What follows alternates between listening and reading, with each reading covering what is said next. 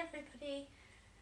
Quite a few people have been asking me on how I complete my headstands and my handstands, so I just thought I'd put this video together for a few tips and techniques on what makes it easier to balance.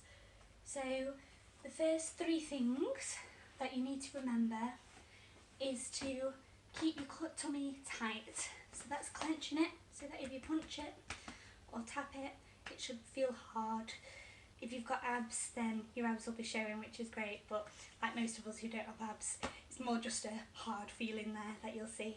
So clench your tummy at all times when you're on your headstand or handstand to make that hard.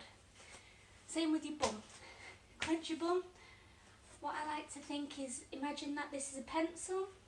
Imagine your pencil, you're trying to hold your pencil between your bum cheeks. Clench it there, don't let that pencil go.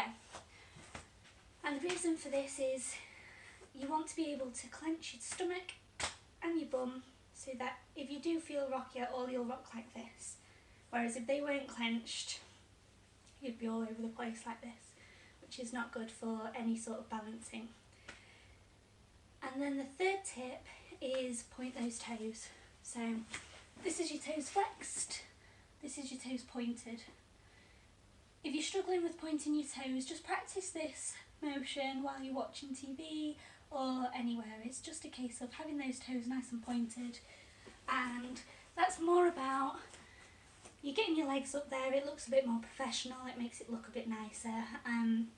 Pointing the toes isn't a necessity, but it just looks that little bit better, and it keeps your whole legs aligned, and it just reminds your body to stay straight.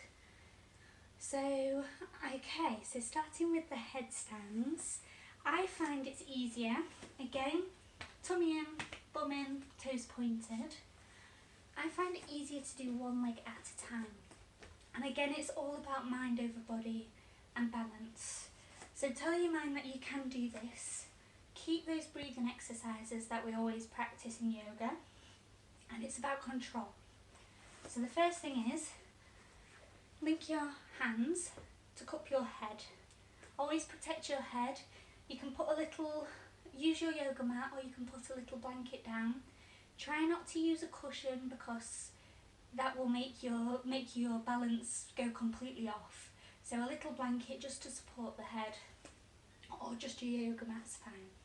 So we're cupping our head like so, and use the flats of your arms on the mat. And that's going to help balance. If you feel like you're going backwards or forwards, that helps balance you. If you feel uncomfortable, do this in front of a wall at first, and then there's no way of you going backwards. If you do feel like you're falling backwards, tuck your head under as if you're going into a forward roll, and then you won't hurt yourself. Okay. So we've cupped our head. Now we're going to walk our feet towards our bodies to make our hips go completely backwards. So it's that movement, almost like you're in downward dog.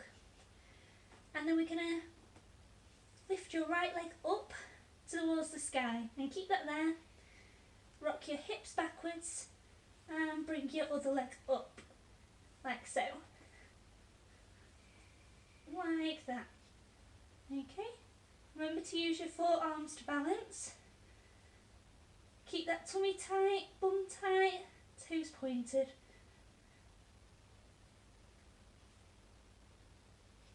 And come down. So it's more about the rocking motion.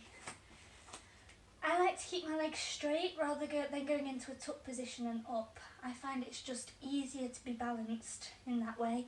It's easier to kick up. Now that is exactly the same as handstands. So with your handstands, you'll do the same kick up. So you put your hands on the floor, and again with that hip movement, get your hands on the floor, one leg up in the air, and up, like so. It's just the same, it's keeping that balance there. Your handstands and headstands will need quite a lot of practice.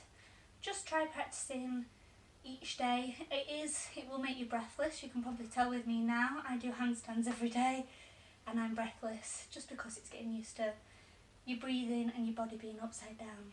So keep at it. Let me know if you need any more tips. Thank you.